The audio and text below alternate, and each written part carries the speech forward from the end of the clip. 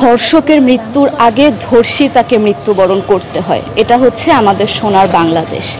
একজন ধর্ষকের জীবনের মূল্যটা এত বেশি যে তাকে ফাঁসির মঞ্চে দাঁড় করা যাবে না।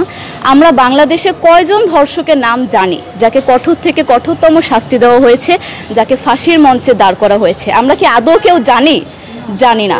অথচ আমরা কতগুলো যারা ধর্ষিত হয়েছে তাদের নাম জানি, অনেক বড়। এই লিস্ট আসলে অনেক বড়, বলে শেষ করা যাবে না। কুমিল্লার তনু, মাগুরার আসিয়া, 2 দিন আগেও কিশোরগঞ্জে 8ম শ্রেণীর একটি ছাত্রীকে বাসা থেকে তুলে নিয়ে ধর্ষণ করা হচ্ছে।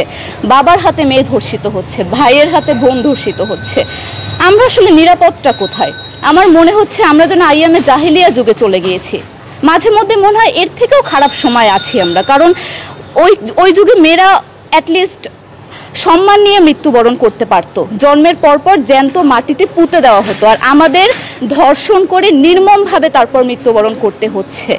যদি সরকার আমাদের ওই নিরাপত্তা নাই দিতে পারে, তাহলে সরকারের কাছে আমাদের অনুরোধ, আমাদের জ্যান্ত মাটিতে পুঁতে দেখ। আমরা বেঁচে থাকতে চাই না, আমরা সম্মান নিয়ে মৃত্যুবরণ করতে চাই। আমরা এই দেশে থাকতে চাই না যে এই দেশে আমাদের কোনো নিরাপত্তা নেই, যে এই দেশে রাস্তা দিয়ে হাঁটলে আমাদের মধ্যে একটা আতঙ্ক কাজ করে, কখন কি না কি হয়ে যায়। আইন উপদেষ্টা বললেন যে ধর্ষকের নাকি ফাঁসি দেওয়া সম্ভব হবে না, তাহলে নাকি নিরীহ মানুষকেও মাঝে মধ্যে ফাঁসির ব্যবস্থা করা, মিথ্যা মামলায় ফাঁসিয়ে দিয়ে ফাঁসির ব্যবস্থা করা হতে পারে। আইন উপদেষ্টার কাছে আমার প্রশ্ন, আল্লাহ না করুক আজকে যদি আপনার কাছের কেউ, আপনার বোন অথবা আপনার স্ত্রী অথবা আপনার মেয়ের সাথে যদি এরকম কোনো কিছু হতো, আপনি কি আসলে এটা বলতে পারতেন যে না, ধর্ষককে ফাঁসি দেওয়া যাবে না?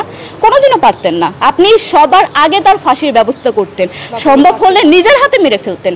তাহলে আমাদের বেলায় কেন এত বৈষম্য? আমরা কি দোষ করেছি? আমরা কি নারী না?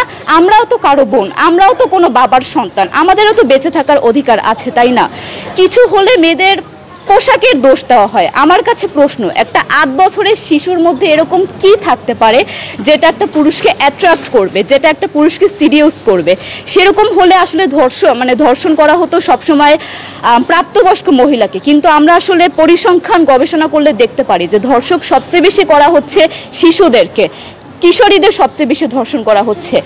দৃষ্টিভঙ্গি পরিবর্তন করুন, চিন্তা ভাবনা পরিবর্তন করুন, ধর্ষকদের আইনের আওতায় আনুন। যদি আইন উপদেষ্টা অথবা প্রশাসন যদি ধর্ষকদের শাস্তির ব্যবস্থা না করতে পারে, আমাদের হাতে তুলে দেন, আমরা নিজেদের হাতে শাস্তি দিয়ে দিতে পারবো। এই সাহস আমাদের মধ্যে আছে। বেঁচে থাকার জন্য আমাদের যতটা কঠিন হতে হবে, আমরা কঠিন হওয়ার জন্য প্রস্তুত আছি। আমরা ফাঁসি চাই, ধর্ষকদের কঠোর থেকে কঠোরতম শাস্তি চাই। যতদিন না পর্যন্ত ফাঁসি দেওয়া হবে, যতদিন না পর্যন্ত ধর্ষকদের শাস্তির ব্যবস্থা করা হবে, আমরা আমাদের আন্দোলন অব্যাহত রাখবো। দরকার হলে আমরা শিক্ষা প্রতিষ্ঠান বন্ধ করে দিব, তবুও আমরা থামবো না। এটাই আমাদের দাবি।